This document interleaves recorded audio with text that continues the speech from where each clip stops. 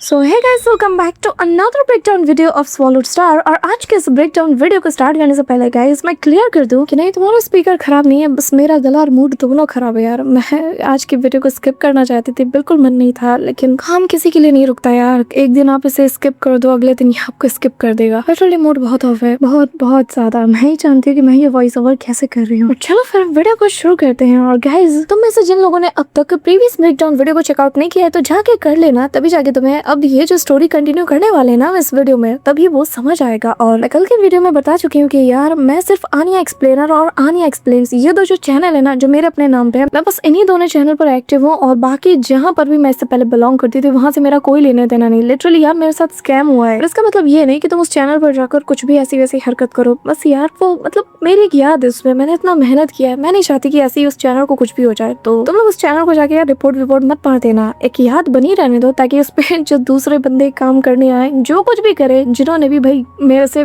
छीन लिया एक तरीके से। ओह माय गॉड यार, मैं इमोशनल हो रही हूँ। बुरा लगता है यार, हमने इतनी मेहनत की, इस हद तक उसे पहुंचाया, पर खैर कोई किसी का नसीब थोड़ी छीन सकता है। अब वो भी अपना कर रहे हैं तो उन्हें करने दो। लेकिन यार जो न्यू वॉइस ओवर है उसको हेट मत पहुंचाओ, उसका कोई नहीं है, असली मास्टरमाइंड कोई और ही है। लेकिन यार फॉर सम रीजन अगर तुम में से ज्यादातर लोग मेरी वजह से उस चैनल से जुड़े हुए हैं कि भाई आनिया एक्सप्लेन करती है या आनिया कुछ भी करती है, तो नहीं, मैं अब तुम्हें दिखने नहीं वाली इस चैनल पे, ठीक है। तो चलो फिर वीडियो को शुरू करते हैं। सो हो गई इस वीडियो का स्टार्टिंग एग्जैक्टली उसी मोमेंट से होती है जहाँ पे मैंने लास्ट ब्रेकडाउन वीडियो को एंड किया था। हमारी कहानी क्या पीक लेवल पे आके रुक गई थी, जहाँ अपना लू फेंग सीधा अपने विल को टेम्पर करने के लिए ब्लैक पिलर के काफी करीब पहुंच चुका था। लेकिन जहाँ पे जाके वो लैंड करता है ना, यहाँ पे ऑलरेडी एक बंदी मौजूद थी, यानी कि जो क्लियर आई मास्टर थी ना, वो यहाँ पे मौजूद थी। और लू फेंग को देखते साथ ही वो उसके ऊपर हमला करने के लिए रेडी हो चुकी थी। और जैसे ही वो अपनी डोमेन को एक्टिवेट करती है तो लू फेंग भी बिल्कुल जैसे फ्रीज हो चुका था। क्योंकि गाइस ये जो क्लियर आई मास्टर है ना, इसकी स्पेशलिटी यही है कि ये सोल के ऊपर हमला करके इसे बहुत बुरी तरीके से डैमेज कर सकती है। इवन की इल्यूजन के ऊपर भी इसका बेहतरीन कंट्रोल है, जिसके चंगुल में अपना प्रोटैगनिस्ट यानी कि अपना मेन हीरो फंस चुका था। और बस यही से आज के ब्रेकडाउन वीडियो की शुरुआत होती है। सो गाइस, यहाँ पे लू फेंग जो कि बिल्कुल ऐसा लग रहा था कि भाई इसके बॉडी में इसका कोई कंट्रोल है ही नहीं, बिल्कुल ही बेचैन और गुमसुम सा पड़ा हुआ था। और उसे ऐसी कंडीशन में देखते साथ ही जो क्लियर आई मास्टर थी वो कहने लगती है कि अब तुम एंजॉय करने वाले हो, कि तुम्हें रियलाइज तक नहीं होगा और तुम पूरी तरीके से डस्ट में बदल जाओगे, ऐसा लगेगा कि जैसे तुम कुछ थे ही नहीं। कहते हुए वो यहाँ पर अपने व्हाइट ड्रैगन को ना, जो कि छोटे से साइज में था, उसे सहलाना शुरू कर देती है। और फिर एक इविल से स्माइल के साथ सीधा लू फेंग के ऊपर उसे लॉन्च कर देती है और कहने लगती है कि अब मरने के लिए तैयार हो जाओ। अब यहाँ पे हम देख पाते हैं कि जैसे ये व्हाइट ड्रैगन हवा में फ्लोट करता है ना, तो अचानक से ये दो हिस्से में स्प्लिट हो जाता है और ये दोनों के दोनों ड्रैगन लू फेंग के ऊपर हमला करने के लिए टूट पड़ते हैं।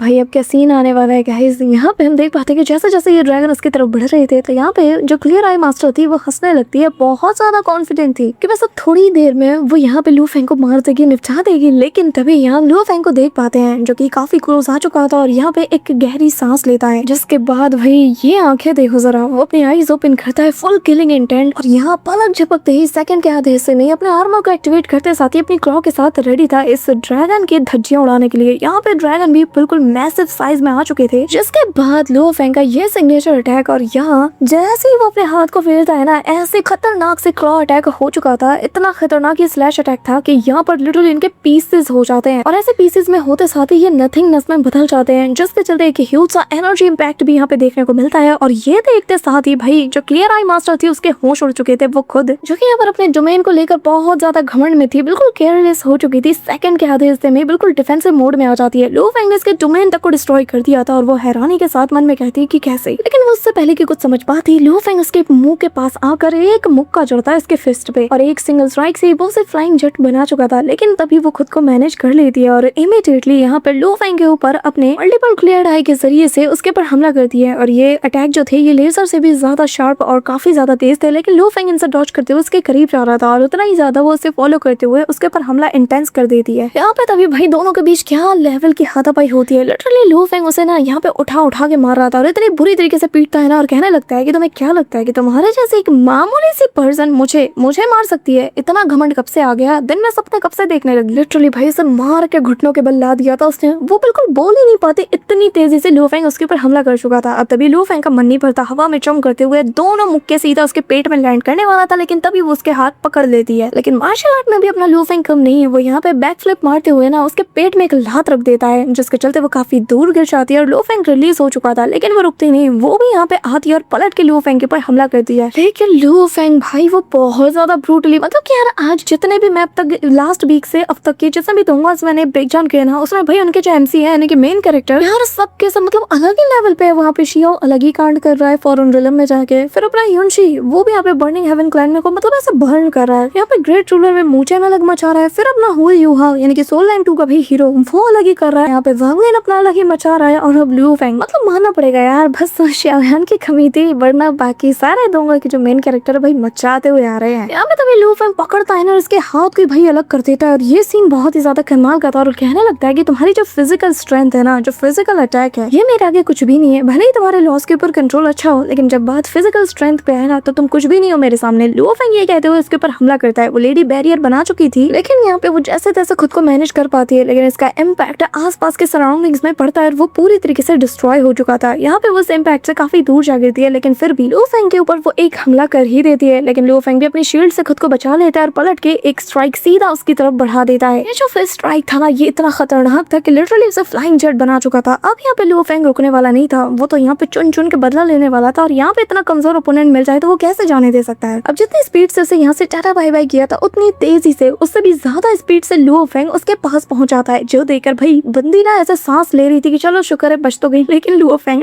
यहाँ पे ये साउंड इफेक्ट भी डाला गया जब वो ना ऐसे चौंक जाती है। इस सीन में यार मेरी खुद की हंसी छूट गई थी। और बस लू फेंग का सेकंड और फाइनल स्ट्राइक जैसे इसके ऊपर लैंड करता है तो भाई यहाँ इतना बड़ा वाला एक्सप्लोजन होता है कि दूर खड़े लोग भी इसे देख पा रहे थे। इवन कि जिस फर्स्ट बंदे को हमने देखा था ना इस ब्लैक टावर के आसपास, जो कि स्टार्टिंग से ही लू फेंग की कोऑर्डिनेशन पे नजर बनाए हुए है और काफी सारे लोगों से जिसके बारे में बात कर रहा था, तो यहाँ वो जब इस एक्सप्लोजन को दूर से देखता है ना, वो खुद समझ आता है कि भाई यहाँ पे बहुत बड़ा सीन हो चुका है। लेकिन तभी उसके होश और ज्यादा उड़ जाते हैं जब यहाँ पे क्लियर आई मास्टर भाई फ्लाइंग जेट बनते हुए ना बिल्कुल ऊपर से नीचे गिर रही थी और चीखते हुए जा रही थी। लिटरली जैसे ही वो लैंड करते इसकी हालत देखो, ऐसी फटी पुरानी भद्दी शक्ल के साथ लैंड करती है कि पता चल रहा था और इसके चेहरे पर खौफ देखा जा सकता था। जहाँ पर पहले एरोगेंसी थी वहाँ पर अब डर। फाइनली उसे रियलाइज हो जाता है कि क्यों यहाँ पे जो 5 केओस मास्टर थी वो इसके हाथों मारी गई। लेकिन उसके होश तो तब उड़ जाते हैं जब वो सामने का नजारा देखती है, बिल्कुल स्पीचलेस हो चुकी थी क्योंकि यहाँ पर लू फेंग ने बहुत बड़ा वाला सीन कर दिया था। अभी यहाँ पे हम देख पाते हैं कि एक जायंट सा पिलर सीधा उसकी तरफ तेजी से बढ़ रहा था, जिसे देखते साथ ही वो आनंद फानंद में इमीडिएटली अपने पावर्स का यूज करते हुए इसे रोकने की कोशिश करती है। लेकिन ये बहुत बहुत बहुत ज्यादा मैसिव था। यहाँ पे वो अपनी ताकत लगाती है, उसे होल्ड करने की कोशिश करती है, लेकिन उसके पैर जवाब देने लगते हैं। उसके पैर लड़खड़ा रहे थे और तभी जिस जगह पे वो खड़ी थी ना, वो जगह बहुत बुरी तरीके से टूटने लग जाती है। लेकिन तभी लू फेंग चला के एक पंच मारता है जो कि सीधा क्लियर आई मास्टर के फेस से झलकता है। भाई इसका नक्शा बिगाड़ चुका था वो। यहाँ पे क्लियर आई मास्टर जो कि काफी दूर जा गई थी, वो इमीडिएटली अपने बैरियर को एक्टिवेट करती है और सबसे पहले लू फेंग के ऊपर हमला करती है, जिसके चलते आसपास एक टेम्पररी डोमेन टाइप का बैरियर बन जाता है जिसके अंदर लू फेंग फंसा हुआ था। और तभी लू फेंग उसके ऊपर एक और मुक्का जड़ने के लिए काफी तेजी से फ्लाई करते हुए उसके करीब पहुंच चुका था। लेकिन जो क्लियर आई मास्टर थी वो भी पूरी तैयारी के साथ बैठी थी और जिस दौरान लू फेंग उसके ऊपर हमला करता है ना, इमीडिएटली वो एक काउंटर अटैक को लॉन्च करती है, जिसके चलते एक साथ काफी सारे रे ऑफ लाइट एक साथ लू फेंग के ऊपर टूट पड़ते हैं। लेकिन ये जो लू फेंग का जो क्लॉ अटैक था ना भाई, वो आसपास के सराउंडिंग का जो स्पेस था उस तक को शैटर कर देता है। लिटरली यहाँ पे 2 हिस्सों में से स्प्लिट कर चुका था और एनिमेशन में ये सीन ना बड़ा कमाल का लगता है। अब यहाँ पे जिस दौरान लू फेंग ने स्पेस को स्प्लिट किया था, इस दौरान जो क्लियर आई मास्टर थी ना, वो अपनी इंजर्ड हुई सिचुएशन में ही यहाँ से भागने में लग चुकी थी। लिटरली इसका हाथ तक वो काट चुका था, तो वो भागते हुए पीछे की ओर मुड़ती है और लू फेंग की डायरेक्शन में देखकर उसे कोसने लगती है और कहने लगती है कि इस ह्यूमन को तो मैं छोड़ूंगी नहीं, आखिर इसकी हिम्मत कैसे है। लेकिन उसे क्या पता कि लू फेंग तो भाई इसका काल बन के इसके सामने आ चुका था, जिसके बाद घुमा के एक ऐसा अटैक सीधा इसके जबड़े पे लैंड करता है ना कि बंदे की बत्तीसी तक टूट चुकी थी और वो सीधा जमीन पे जा गिरती है। भाई इतनी बुरी तरीके से ये गिरती है कि जमीन पे लोट पोट खाते हुए काफी दूर जाके एक ब्लड से टकरा जाती है। यहाँ पे जो दूर से बड़े बड़े दिग्गज थे ना, इवन की जो गोल्डन ऑन बीस्ट क्लैन के लोग थे ना, वो लोग भी यहाँ पे सारा दूर से नजारा देख रहे थे। जो लोग यहाँ पे अपने विल पावर को टेम्पर करने आए थे वो देखकर कहने लगते हैं कि यार क्लियर आई मास्टर वो तो हार गई इससे, पर कैसे। यहाँ पे सभी लोग इससे ना बहुत ज्यादा खौफ खाते थे। इसके आसपास भी कोई भटकता नहीं था, हर के सारे लोग बिल्कुल स्पीचलेस हो चुके थे। इवन की जो यहाँ पे हमारे स्पैरो हॉक मास्टर थे ना, वो तक यहाँ पे स्पीचलेस हो चुके थे लू फेंग की इतनी ताकत देखकर। इवन की दूसरा बंदा कहने लगता है कि ये ह्यूमन यार अच्छा ही हुआ कि मैं इसका दुश्मन नहीं हूँ। सभी सभी लोग हैरान थे कि आखिर वो इतना ज्यादा पावरफुल कैसे हो सकता है, वो भी कुछ सेंचुरीज में। लेकिन यहाँ पे गाइस जिस दौरान क्लियर आई मास्टर जो कि यहाँ से भागने की कोशिश कर रही थी, सडनली यहाँ पर उसके पैर में मोच आ जाती है और यहाँ पे लुओ फेंग काल बन के वापस से उसकी तरफ जाने लगता है। और इस दौरान भाई इतना ज्यादा खतरनाक ये लग रहा था ना पीछे से ये सीन देखो। और जिसके बाद जिस मोमेंट वो अपने क्लॉक को एकदम ऐसे टाइट करता है कि मतलब वो फाड़ के रख देगा, प्योर इविल वाली वाइब दे रहा था लुओ फेंग। और स्पेशली उसका ये जो नया सूट है ना, इसमें इसका जो लुक है, ओवरऑल लुक जो लुक है, तो वो इतनी कमाल की वाइब दे रहा है ना इस लुक के साथ। लुओ फेंग का जो एक सॉफ्टनेस वाला जो लुक था ना अब तक के आर्मर में, वो जो सॉफ्टनेस वाली वाइब थी ना वो पूरी तरीके से रिमूव हो चुकी है और अब प्योर रूथलेसनेस के साथ लुओ फेंग आगे बढ़ रहा था इसको मिटाने के लिए। लेकिन भाई लड़की की किस्मत माननी पड़ेगी, क्योंकि यहाँ जैसे ही लुओ फेंग अगला कदम बढ़ाता है ना, सडनली यहाँ पर जो उसके पास वो जो की थी ना, ब्लैक की, हाँ जी वही सीक्रेट चैम्बर तक जाने वाला वो जो की थे ना, वो यहाँ पे सारे एक्टिवेट हो चुके थे। और सडनली लुओ फेंग जैसे उसे सेंस करता है, उसकी लोकेशन को जैसे वो सेंस करता है ना, वो इमीडिएटली उस ओर देखने लगता है। उसकी आंखें चमक उठती हैं और वो यहाँ पर जैसे अपने डिवाइन सेंस के जरिए से देखता है तो ये सच में ये वही चेंबर था जिसकी तलाश तब से लुओ फेंग करता हुआ आ रहा था। और उसे देखते साथ ही, उसे फील करते साथ ही लुओ फेंग मन में कहने लगता है कि अच्छा तो तब से ये अब तक यहाँ पे छिपा हुआ था। और जैसे इसकी नजर वापस से क्लियर आई मास्टर पे जाती है, वो यहाँ से भाई तब तक 9-11 हो चुकी थी, क्योंकि उसके लिए इतना वक्त इनफ था लुओ फेंग से अपना पीछा छुड़ाने का। और उसे यहाँ से भागता हुआ देख कर लुओ फेंग मन में स्माइल करता है, कहने लगता है कि यार मुझे तो इसका शुक्रिया अदा करना चाहिए था कि इसके वजह से फाइनली मैं यहाँ तक आ पाया और फाइनली मुझे वो चैम्बर मिल ही गया जिसकी तलाश मैं तब से कर रहा था। सच बता रहा हूँ, ये तो मेरा सबसे फॉर्चुनेट डे बन गया। 5 क्योर्स मास्टर का चैम्बर जिसका ढूंढने के लिए मैंने दिन रात एक कर दिया, मुझे लगा नहीं था कि उसके जरिए से मुझे ये इतनी आसानी से मिल जाएगा। अब यहाँ पे जैसे लुओ फेंग को चैम्बर का रास्ता मिल जाता है तो वो एक पल भी यहाँ पे देरी नहीं करता और सीधा निकल पड़ता है उसी चैम्बर को एक्सप्लोर करने के लिए, जिसके लिए भाई वो बहुत ज्यादा एक्साइटेड था। अब तभी सीन शिफ्ट होता है और यहाँ 5 क्योर्स मास्टर का जो चैम्बर है ना, मैं इसका सीन दिखाया जाता है जो कि बहुत बहुत बहुत ज्यादा विशालकाय था। अब यहाँ इसका जो गेट था उसी की देखकर पता लगाया जा सकता है कि अंदर क्या कुछ नहीं होगा। तभी यहाँ अपना लुओ फेंग भी उस गेट के पास आ जाता है और इतने विशालकाय चैम्बर को देखकर वो समझ जाता है कि भाई अंदर बहुत ही सॉलिड चीज होगी, तभी तो उसके प्रोटेक्शन के लिए इतना भारी भरकम सिक्योरिटी का इंतजाम किया गया है। यार गाइस टू बी ऑनेस्ट, वैसे तो मुझे इस आर्मर का लुक फर्स्ट टाइम पसंद नहीं आया था, लेकिन यार पीछे से कितना कमाल का लग रहा है, स्पेशली सामने से जब मास्क के साथ ये देखता है ना, बहुत रूथलेस लगता है। अब यहाँ पे तभी लुओ फेंग अपने स्पेस स्टोरेज से सबसे पहले तो उस की को बाहर निकालता है, बिकॉज ऑब्वियसली यार इसके बिना तो दरवाजा खुलने नहीं वाला। अब उसे लेते साथ ही वो सीधा उसे हवा में ऐसे उठाता है और यहाँ पे जो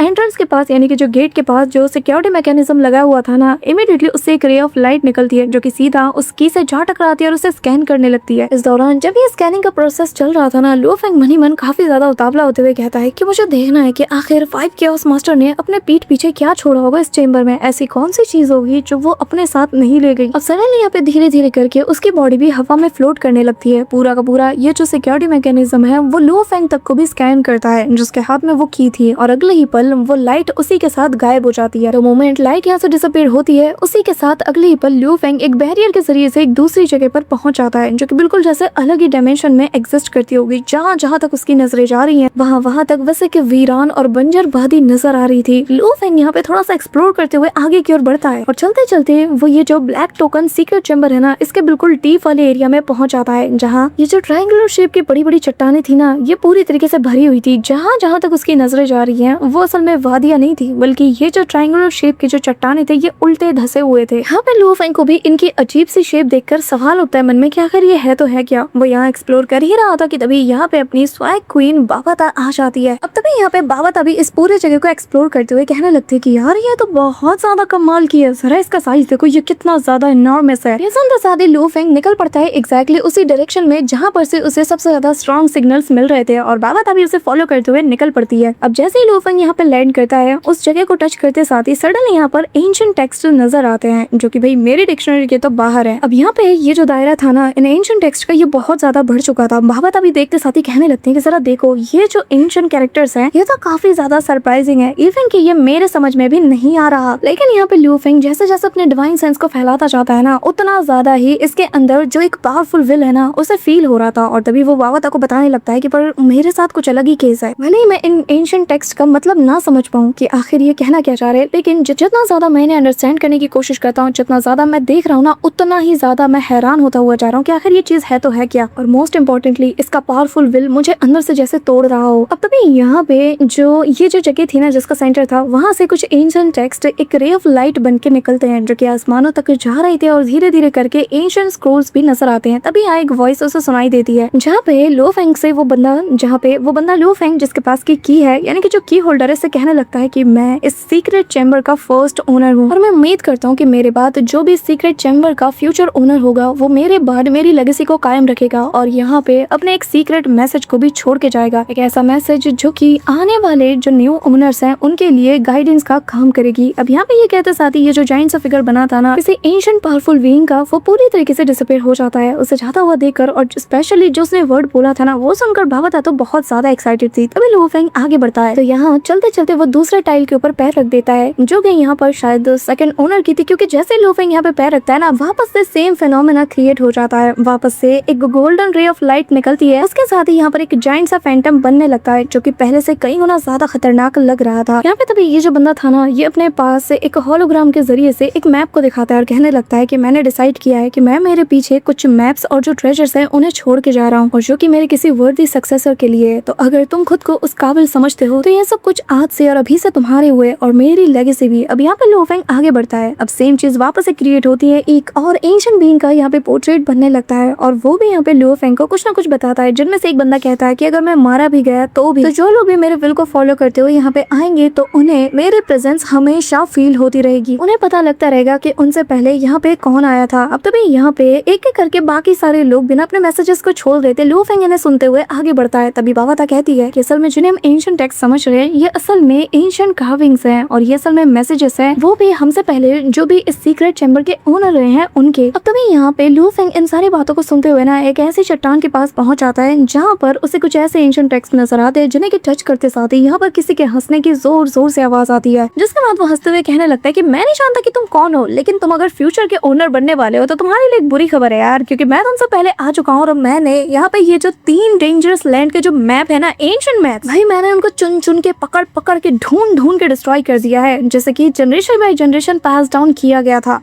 मैंने तुम्हारे लिए कुछ भी नहीं छोड़ा, लिटरली मैंने हर एक ट्रेजर तक को डिस्ट्रॉय कर दिया। अरे अब तुम्हारे पास क्या बचा? हाँ कुछ भी नहीं बचा, तुम्हारे हाथ कुछ नहीं लगने वाला। अब यहाँ पे इसकी बात सुनते साथ ही लो फेंग आगे बढ़ जाता है, लेकिन लो फेंग समझ नहीं पा रहा था कि आखिर इस सनकी ने ऐसा कुछ किया क्यों होगा। तभी यहाँ पे लो फेंग सामने मौजूद वॉल के पास जाता है, उसे हाथों से टच करते हुए जैसे चेक करता है ना तो उसे रियलाइज होता है कि जो हर एक एनग्रेविंग्स है, सीक्रेट एनग्रेविंग्स है यहाँ पर, वो असल में पिछले प्रीवियस जो एंशिएंट ओनर्स रहे ना इस चैम्बर के, उनका छोड़ा गया एक सीक्रेट मैसेज है, जिससे ये रिप्रेजेंट करता है कि ये लोग यहाँ के फॉर्मर ओनर रहे हैं, विच मीन्स उनमें से कुछ ऐसे भी रहे हैं जिन्होंने की ये जो 3 डेंजरस लैंड्स है ना उनके जो एंशिएंट मैप्स हैं उनको भी छोड़ा है, साथ ही कुछ एंशिएंट ट्रेजर्स को भी छोड़ा था। लेकिन कुछ इसमें ऐसे लोग भी है जिन्होंने की अपने सीक्रेट आर्ट्स और सीक्रेट मेथड्स तक को यहाँ पे छोड़ा है और यही उनका सीक्रेट मैसेज है। तभी लो फेंग आगे बढ़ जाता है और इस दौरान जैसे वो एक जगह पे लैंड करता है तो यहाँ पर उसे फील होता है कि कुछ ऐसे भी मास्टर्स रहे थे, यानी कि ओनर रहे थे, जिन्होंने की यहाँ पर अपने कुछ सीक्रेट आर्ट्स को, जैसे कि वो अपनी पूरी जिंदगी कल्टीवेट करते हुए आए हैं, उस तक को भी यहाँ ऐसा मैसेज के तौर पे छोड़ा है। और अगर मैं मोटे तौर पे बात करूँ तो यहाँ पर जो लेगेसी स्पैन्स है ना वो असल में 10,000 रीइंकार्नेशन एरा से भी ज्यादा है, और ये चीज लो फेंग को सबसे ज्यादा शॉक्ड में डाल देती है। वो कहने लगता है कि क्या कमाल का चैम्बर है। अब तभी यहाँ पे एंटायरली चैम्बर का हमें पूरा एक सीन दिखाया जाता है जहाँ पे लो फेंग पूरा वक्त गुजार चुका था और तभी एक जगह पे पहुंचता है, यानी कि चट्टान के किनारे पर, जहाँ पर उसे जो 5 केओस मास्टर है उसका एक सीक्रेट मैसेज मिलता है, जिसे देखते साथ ही भावता बताने लगती है कि जरा देखो ये तो 5 केओस मास्टर है ना, फाइनली इसका भी हमें कुछ मिलने वाला है। अब यहाँ पे उसका जो प्रोजेक्शन होता है ना वो यहाँ पे काफी एरोगेंटली आगे बढ़ता है और कहने लगता है कि हाँ तुम्हारी जानकारी के लिए बता दूं कि मैं 5 केओस मास्टर हूँ, जो कि इस सीक्रेट चैम्बर की 20,294वां ओनर है। वैसे तो मैं नहीं जानती कि तुम कौन हो, लेकिन ये रहा मेरी तरफ से तुम्हारे लिए गिफ्ट, जो कि असल में कुछ ट्रू मैप्स और ट्रेजर्स हैं। अब यहाँ पे ये कहते साथ ही वो अपने पास से स्क्रोल्स बाहर निकालती है और उसके बारे में बताने लगती है, जो देखकर अपनी भावता काफी ज्यादा एक्साइटेड होते हुए कहने लगती है कि क्या ट्रू ट्रेजर। तभी यहाँ पे 5 केओस मास्टर बताने लगते हैं कि वैसे मैं बताना भूल गई कि मैंने यहाँ पर 5 बीस्ट ग्रेट एक्सटर्मिनेशन जो सीक्रेट आर्ट है, जिसे कि मैंने अपने इस इकलौते लाइफ स्पैन में क्रिएट किया है, मैंने वो भी पीछे छोड़ा है। अब भाई 5 बीस्ट ग्रेट एक्सटर्मिनेशन आर्ट का जैसे भावता सुनती है ना वो उसका एक चक्कर काट लेती है, खुशी के मारे वो झूम उठती है, यहाँ चारों ओर जाकर उसे ढूंढने लगती है, कहने लगती है कि कहाँ